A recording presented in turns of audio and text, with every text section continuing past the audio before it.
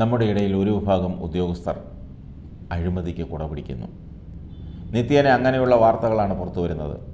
ജനങ്ങളുടെ ജീവനും സ്വത്തിനും സംരക്ഷണം തരേണ്ട പോലീസ് പോലും ഗുണ്ടകളുമായി സഹകരിക്കുന്നു. അവരുടെ അച്ചാരം വാങ്ങുന്നു.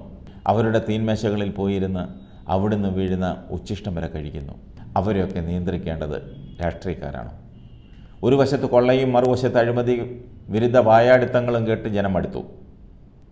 അഴിമതിയില്ലാത്തൊരു നാട്ടിൽ ജീവിക്കാമെന്ന് തലയ്ക്ക് വെളിവുള്ളവരൊന്നും ഇപ്പോൾ സ്വപ്നം കാണുന്നില്ല. പക്ഷേ ഒരു കാര്യം പറയാതിരിക്കാൻ വയ്യ.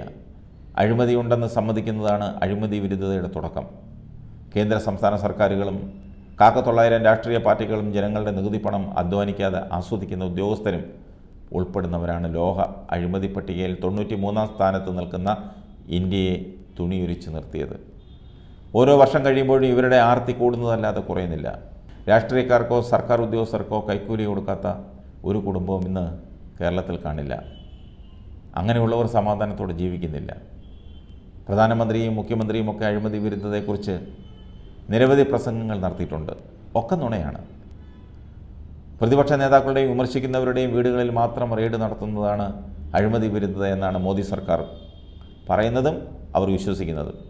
സ്വന്തം പാർട്ടിക്കാർക്കും വീട്ടുകാർക്കും അധ്വാനിക്കാതെ പണമുണ്ടാക്കാനും അഴിമതി നടത്താനും അവസരം കൊടുക്കുന്നുവെന്ന ആരോപണത്തിന് വിശ്വാസ്യതയുള്ള മറുപടി നൽകാൻ പിണറായി സർക്കാരിനും കഴിഞ്ഞിട്ടില്ല. കുപ്രസിദ്ധമായ സഹകരണ ബാങ്ക് കൊള്ളകളും കറുത്ത കരാറുകളും പിൻവാതിൽ നിയമനങ്ങളും ഒക്കെ വേറെ. അഴിമതി ഇല്ലാതാക്കാനുള്ള ഒന്നാമത്തെ ഘടകം സർക്കാരാണ്. ഇത്തരം സർക്കാരുകൾക്ക് അത് സാധിക്കുമോ? രണ്ടാമത്തെ കാര്യം അഴിമതിക്കാർ ശിക്ഷിക്കപ്പെടണമെന്നാണ്.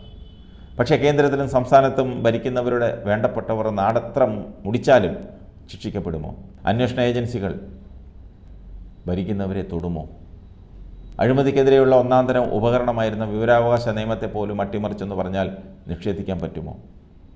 വില്ലേജ്, പഞ്ചായത്ത്, പൊതുമരാമത്ത് വകുപ്പ്, കളക്ട്രേറ്റ്, സെക്രട്ടേറിയറ്റ്, പോലീസ് സ്റ്റേഷൻ, സർക്കാർ ആശുപത്രികൾ തുടങ്ങി എവിടെയാണ് കൈക്കൂലിയില്ലാത്തത്? സർക്കാർ അറിയാഞ്ഞിട്ടാണോ? ഉദ്യോഗസ്ഥരുടെ അധികാരം കുറയ്ക്കുന്ന വിധം കൂടുതൽ സർക്കാർ സേവനങ്ങൾ ഓൺലൈൻ വഴിയാക്കേണ്ട കാലം കഴിഞ്ഞു. സങ്കീർണതകൾ കുറയ്ക്കാൻ അത്തരം സൈറ്റുകൾ വിദഗ്ധർ രൂപകൽപ്പന ചെയ്യണം. സത്യസന്ധരായ ഭരണാധികാരികൾക്ക് അഴിമതി ഇല്ലാതാക്കാനൊക്കൂ. അവർ അധികാരത്തിലിരുന്നാൽ ഫയലുകൾ മുക്കുന്നവരുടെ കൈ വിറയ്ക്കും. അങ്ങനെയൊരു കാലം വരുമോ? കാത്തിരിക്കാം.